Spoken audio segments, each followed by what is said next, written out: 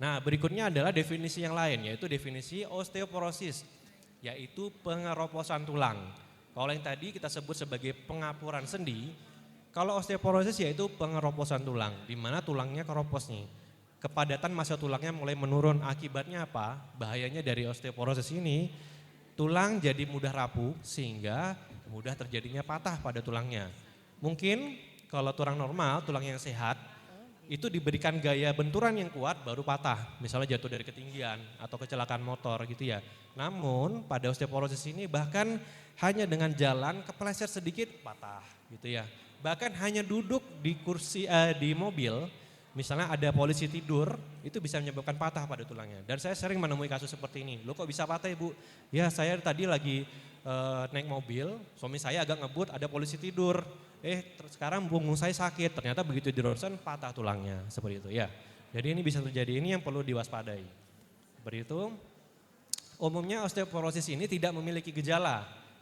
Gejalanya baru muncul ketika sudah mulai ada patah di sana, tulangnya sudah mulai retak gitu ya. Apalagi kalau tulangnya patahnya benar-benar putus sempurna gitu, pasti akan sakit pasiennya. Oke. Nah, secara mekanisme pengeroposan tulang, kenapa sih kok bisa terjadi?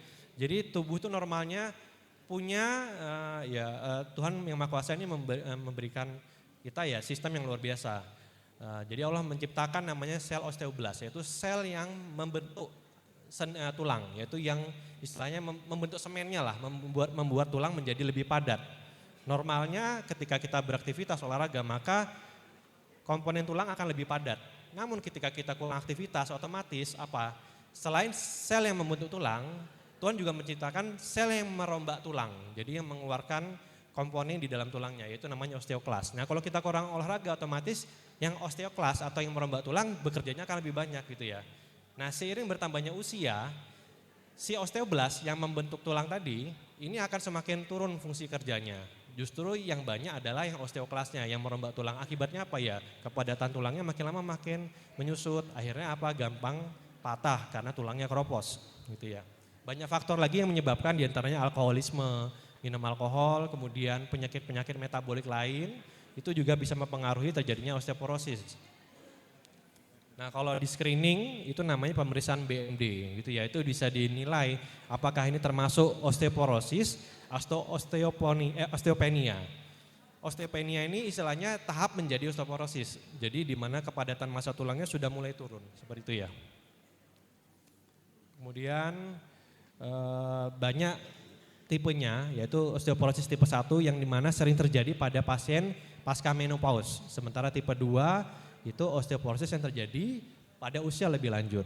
Nah sementara secondary osteoporosis ini, jadi osteoporosis tidak selalu terjadi pada usia lanjut.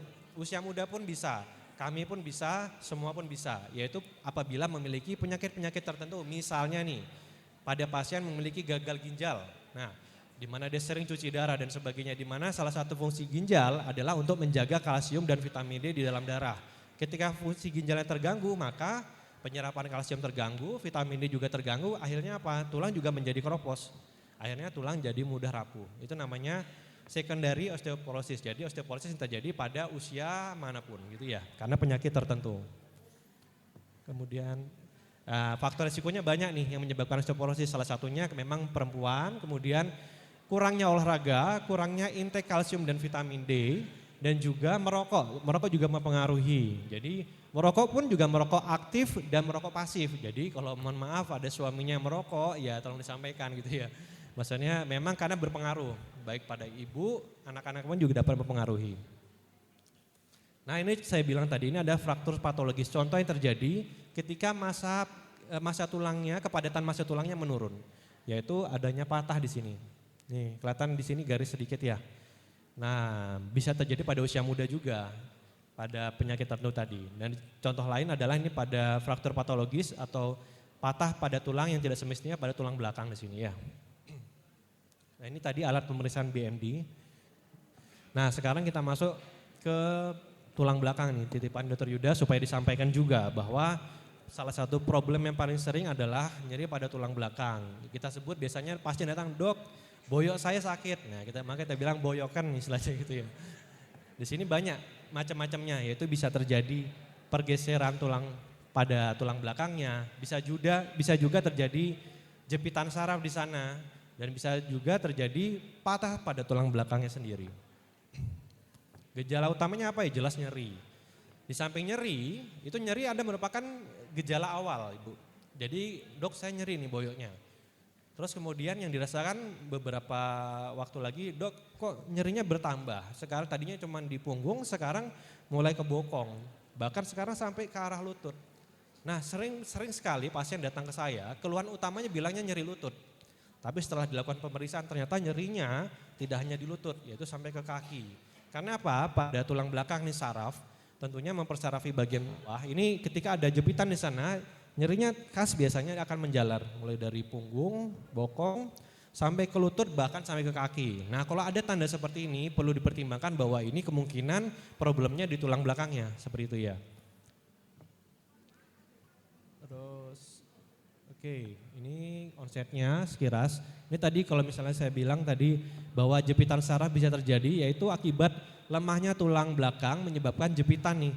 Jadi yang ruas di antara kotak-kotak ini adalah celah atau bantalan sendi. Nah ketika struktur tulangnya melemah dan bantalan sendinya juga melemah, otomatis ini akan menekan menyebabkan jepitan pada pada sarafnya, yaitu warna kuning ini. Ini adalah sarafnya. Kita sebut kanal stenosis ya. Nah sementara yang berikutnya adalah istilahnya HNP ya, kurang lebih secara prinsip sama, cuman kanal stenosis dia lebih luas cakupannya. Nah bisa juga terjadi pergeseran pada tulang belakang. Tulang belakangnya bergeser karena strukturnya lemah. Akibatnya apa? Lagi-lagi nih sarafnya ketekan juga, sakit juga dan bisa sampai dengan nyeri menjalar. Bahayanya apa nih kalau saraf terus-menerus mengalami jepitan atau kerusakan? Tentunya yang tadinya keluhannya hanya nyeri, lama-lama bisa disertai juga keluhan kelemahan pada tungkainya, pada kakinya. Dok, kaki saya kok agak rasanya kebas ya di telapak kaki saya. Kok rasanya di sini kayak kesemutan, kok rasanya baal. Atau bahkan dok kok saya sekarang kalau jalan kayaknya kok lemes sebelah ya, kayak nggak kuat kakinya. Itu menandakan bahwa jepitannya sudah semakin berat gitu ya Bu. Hati-hati kalau misalnya sudah ada tanda seperti ini segera diperiksakan gitu ya. Mungkin sampai dengan memerlukan tindakan, baik tindakan non operasi maupun tindakan operasi. Ini beberapa pemeriksaan. Nah ini yang penting. Jadi sebenarnya prinsipnya pencegahan itu selalu lebih baik daripada mengobati ya. Karena apa? Kalau mengobati tentunya biayanya cost-nya akan lebih jauh, akan lebih besar. Dan resikonya pun juga akan lebih besar, seperti itu ya. Nah ini, apa yang harus dilakukan? Yaitu kita harus melakukan olahraga yang rutin. Minimal 150 menit per minggu atau 75 menit per minggu dengan intensitas yang lebih tinggi. Dan tentunya dengan diet seimbang. Nah terus pertanyaannya, sering banget pasien tuh berobat ke saya, dok loh kan saya kan sudah rutin setiap hari, saya sering ngepel, saya sering nyapu, saya sering naik turun tangga, kan saya sudah olahraga. Nah apakah itu termasuk definisi olahraga? Nah maka kita bahas. Jadi sebenarnya yang saya sampaikan tadi ngepel, nyapu, nyuci itu merupakan aktivitas fisik, bukan olahraga. Ya, aktivitas fisik itu adalah aktivitas yang rutin dilakukan tiap hari. Dan memerlukan gerak otot rangka, yaitu otot-otot digerakkan, sendi digerakkan. Bagus nggak? Ya bagus, secara umum bagus, jauh lebih bagus dibandingkan yang tidak aktif, seperti itu ya. Namun kalau dibilang olahraga itu bukan olahraga. Definisi olahraga adalah suatu aktivitas fisik yang dilakukan secara terencana dan dilakukan secara kontinu gitu ya. Jadi ya benar-benar diniatkan ini, saya mau meniatkan untuk olahraga dan saya akan melakukan secara rutin setiap 3 minggu sekali, 4 minggu sekali gitu ya. Itu olahraga. Dan intensitasnya akan bertambah seiring waktu, seperti itu ya. Jadi kalau hanya sekedar aktivitas fisik aja boleh, tapi tidak terhitung sebagai olahraga. Karena WHO sendiri menyebutkan bahwa aktivitas fisik ini bermanfaat. Di antaranya misalnya di sini disebutkan bahwa cuci baju ini juga bisa membakar kalori sekitar 3,56 kilokalori per menit. Nah, jika dibandingkan dengan olahraga tentunya memang jauh. Namun akan lebih baik ibu-ibu melakukan aktivitas fisik daripada tidak melakukan aktivitas fisik, gitu ya. Idealnya aktivitas fisik ini dilakukan 30 menit 5 hari dalam seminggu. Nah, kemudian jangan lupa juga untuk tetap melakukan pemeriksaan rutin, kalau bisa minimal 2 kali per tahun. Pemeriksaan fisiknya rutin ini apa aja ya, bisa ke ortopedi, ke penyakit dalam dan sebagainya. Kita lihat apakah memang ada faktor-faktor penyakit lainnya yang mempengaruhi sendi-sendi tadi. Ya, jangan lupa juga untuk suplementasi vitamin D dan kalsium. Nah, ini tadi ya, hindari obesitas. Memang terus terang wanita akan sulit mengurangi berat badan di atas 50-60 tahun ya, karena tadi pengaruh hormonan. Itu memang akan sulit dihindari. Kemudian kurangi pola hidup sedentarian, yaitu pola hidup nyantai. Jadi cuma tidur, rebahan, makan, tidur itu dikurangin kalau bisa. Terus bagaimana jika sudah terdiagnosa mengalami penyakit degeneratif sendi? Nah, ada banyak tahapan, yaitu mulai dari tanpa obat-obatan yang diminum, konsumsi, ataupun dengan fisioterapi. Fisioterapi apa yang bisa dilakukan? Yaitu tadi dengan olahraga maupun fisioterapi tambahan, gitu ya. Tentunya untuk mengurangi nyeri. Nah, kalau semuanya sudah dilakukan namun tidak membaik, tahap akhirnya adalah operasi, seperti itu ya. Nah ini fisioterapi. Fisioterapi olahraga termasuk dalam suatu kondisi fisioterapi. Nah terus olahraga apa aja yang disarankan? Banyak nih sebenarnya. Prinsipnya adalah olahraga yang menggerakkan otot-otot di sekitar sendi namun tidak membebani. Contohnya mohon maaf nih, kalau dia di atas 60 tahun, kalau disuruh milih antara lari, renang dan sepeda, kira-kira bagus mana ibu-ibu? Renang, bagus. Dia tetap gerak, ototnya tetap bekerja, bebannya ada tapi tidak dengan gravitasi, yaitu beban melawan air istilahnya gitu ya. Jadi sendinya akan tetap terjaga gitu ya. Terus bagaimana dengan sepeda? Sepeda prinsipnya sama. Secara mekanik dia akan bagus terutama untuk menjaga sendi lutut. Saya sering menyarankan pasien saya dengan keluhan nyeri lutut, ibu olahraganya apa sepeda? Sepeda statis paling aman. Kenapa? Karena kalau sepeda resiko jatuhnya juga tinggi gitu ya. Entah mohon maaf bisa ketabrak motor dan sebagainya. Tapi kalau sepeda statis di rumah akan lebih nyaman, bisa dimonitor sama keluarga dan resiko jatuhnya juga lebih rendah. Tentunya dengan pengawasan ya Ibu ya.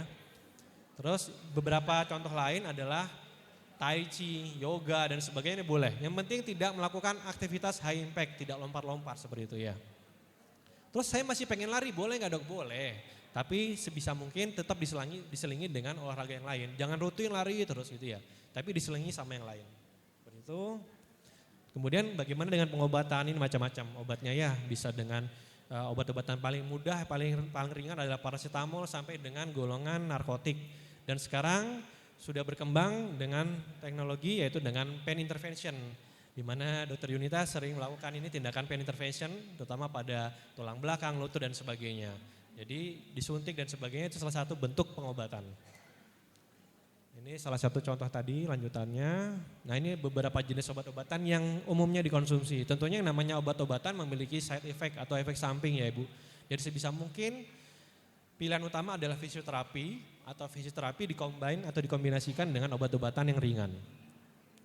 Nah terus jika tidak membaik ada pilihan lain. Sekarang seiring berkembangnya dengan teknologi ini sudah banyak pengobatan yang lain, yaitu dengan suntik stem cell. Sudah pernah dengar mungkin Ibu ya, stem cell atau turunannya seperti sekretom, eksosom dan sebagainya.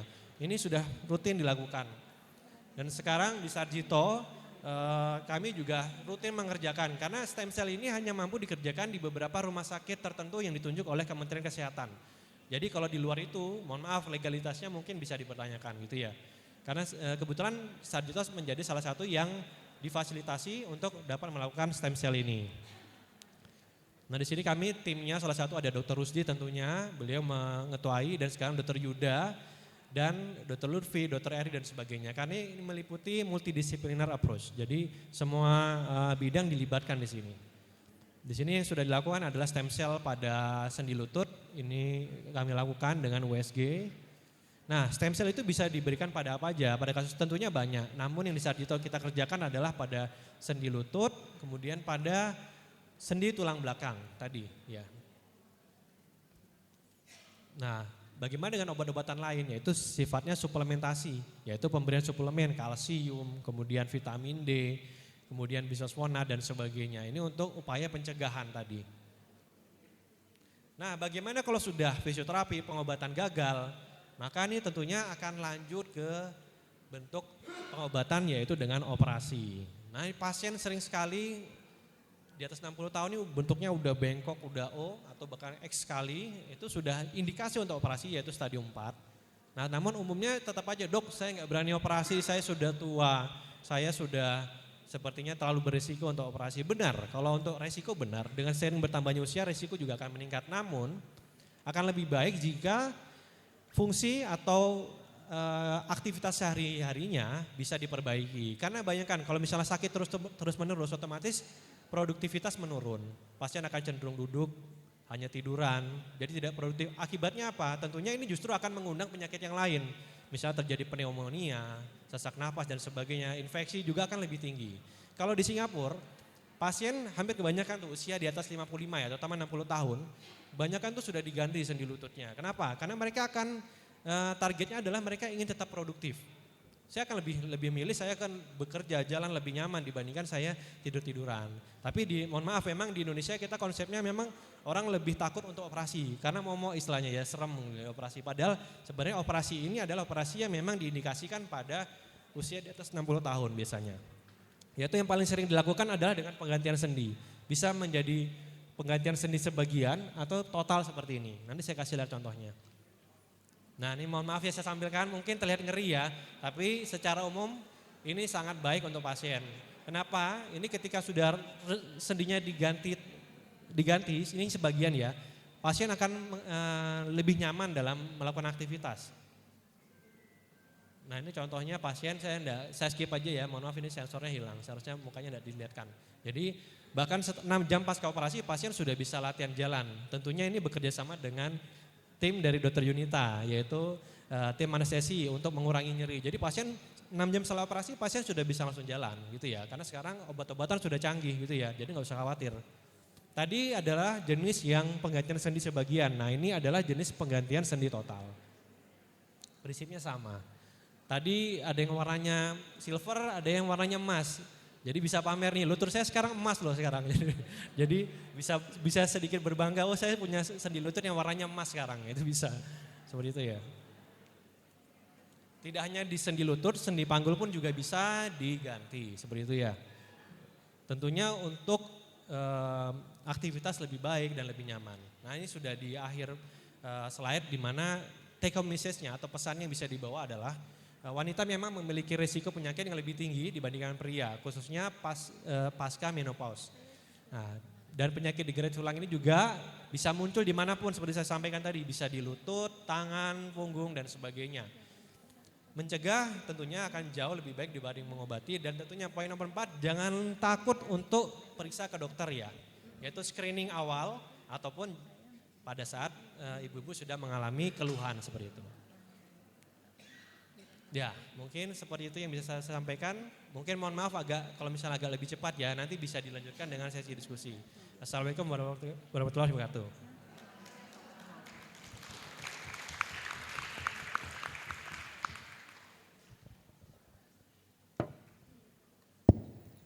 Baik, sangat menarik sekali ya ibu-ibu. Benar kita ini adalah orang yang mempunyai resiko lebih tinggi ya dibandingkan yang lain. Kita mungkin kebanyakan sudah di atas 45 tahun ya, di atas 65 ada juga ya. Wanita kemudian rata-rata dari kita mungkin berat badannya juga tidak ideal. Nah mungkin dari ibu-ibu ini nanti kita buka 3 pertanyaan dulu ya ibu-ibu. Oke, saya ini ibu yang apakah OA itu juga bisa menurun? Semakin kurang olahraga otomatis pengapuran sendinya akan lebih cepat gitu. Saya mau menanyakan kalau plantar fasciitis apakah itu juga terkait hormonal?